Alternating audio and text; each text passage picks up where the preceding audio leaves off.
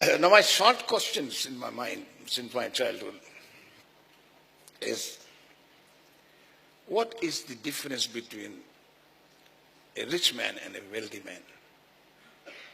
Who's really rich man? One who has the new currency is a rich man.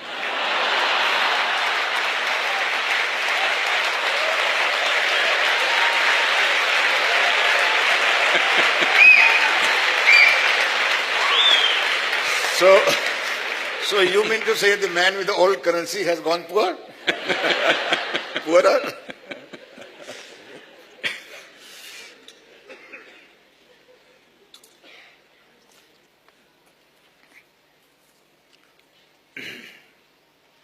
Say, unfortunately, we have brought the world to a place where the words like rich or wealth have become purely economic descriptions. There was a time when people would talk about wealth of knowledge or wealth of wisdom. That's gone. Today if you say wealthy, people will only understand it as an economic wealth. Because in many ways, today society is driven by economics. There was a time when we were overly influenced by the British, at least we would discuss the weather. Of course, Mumbai weather, there's nothing much to discuss. But today, all conversations are around economy, everywhere in the world. Everybody is behaving like an economist these days, because it is the economic engine which is driving people's minds. It is the economic engine which is determining the nature of choices that we make in the world. It is the economic opportunities which determine what kind of education people go through. People are not studying what they want to know, people are studying that which will fetch them the maximum money. Yes or no? So, maybe a few are still marrying for love.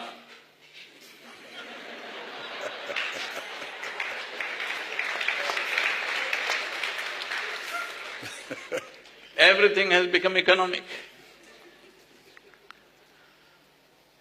In United States, a whole lot of people, before marriage, they're signing a contract.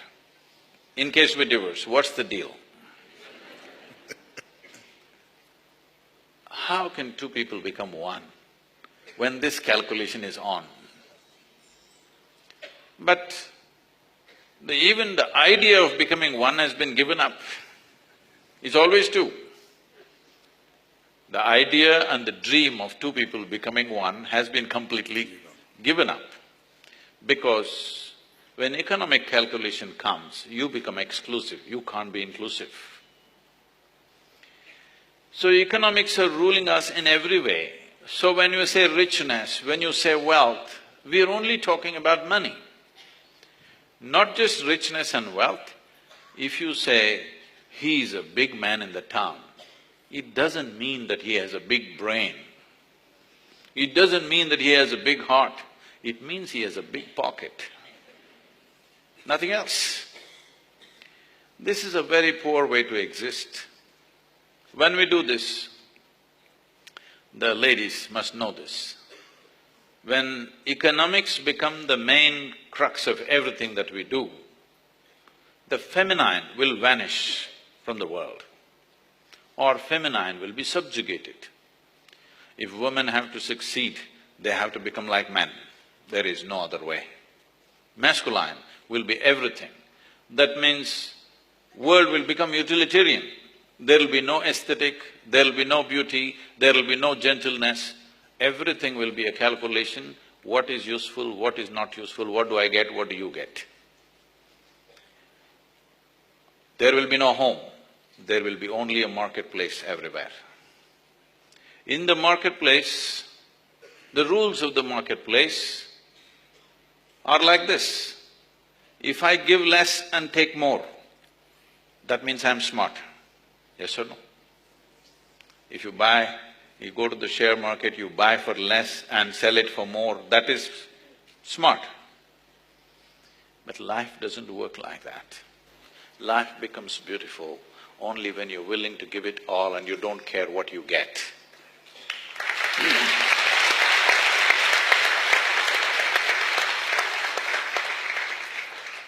Unfortunately, economics means an organized approach to survival.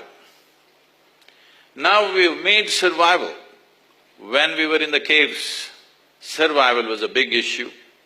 We organized civilization with so much effort because we thought we could leave survival behind and focus on higher dimensions of life. But once again, we have brought ourselves to a place, or bringing ourselves to a place, where survival is supreme. Nothing else matters now. Only thing is, we have raised the bar of survival in such a way that it doesn't matter what you have, you're still trying to survive. Affluent nations in the world, the Western countries where almost every citizen has everything that is needed, they're still fighting for survival.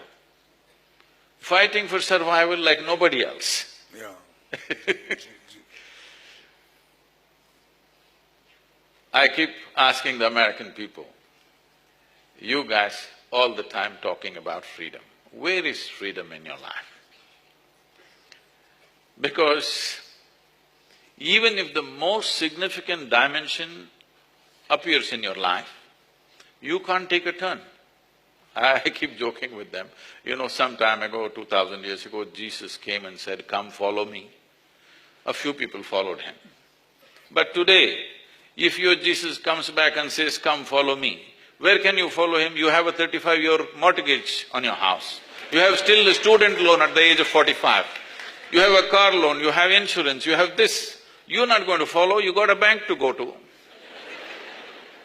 You are not going to follow anything, it doesn't matter, even if a divine entity arrives, you cannot change the direction of your life. This is not freedom. Freedom means you should be able to change and alter your life according to the opportunities that come, isn't it? If something truly significant comes, you should be able to turn around and do something else. Because we have enshrined economics as the highest value, all these things are gone. Everything is about money and wealth means just money again. Most of the wealth that we have today in the world is just made up in people's minds. In 2008, when recession was setting in the Western countries, I happened to be at Davos at the Economic Forum.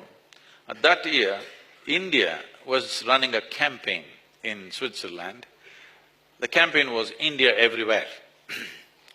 All the American and European business leaders were all looking very depressed because recession was coming. That means they had a few $1 billion less than what they had. And they were all very depressed. So depressed means you were very touchy and angry with everything. Indian people were rubbing it in their face. I get down in Switzerland, huge hoardings, India everywhere, on the buses, India everywhere, inside the train, India everywhere. So it was irritating everybody.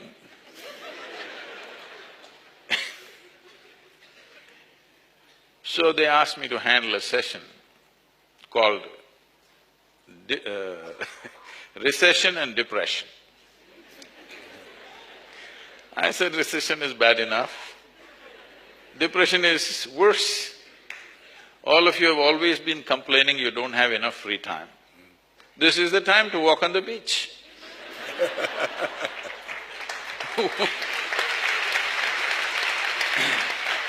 What are you complaining about? What is it that we are complaining about? So, there was a Chinese bureaucrat See, the way we have structured the economic engine is such, it is like that Panchatantra story where a monkey is sitting on the wrong end of the branch and chopping the branch. If it succeeds, it will fall. That's how we are right now. So, I said, see, the way you have structured this is, if we succeed, we shall fail.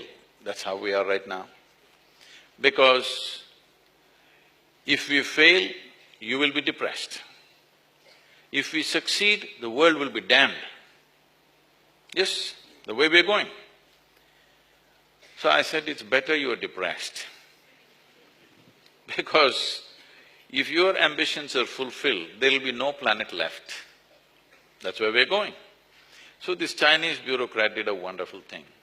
There was a big mirror, he put one chair and he said, see, there are two chairs, one chair here, one chair in the mirror.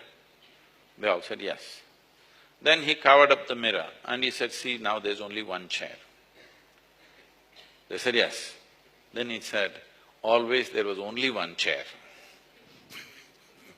You made it up with a mirror that there are two chairs. The wealth on the planet is not gone anywhere. It is just distributing itself a little bit. Every time it slips out of your hands and goes to somebody, you will get depressed. He was saying it's moving to China.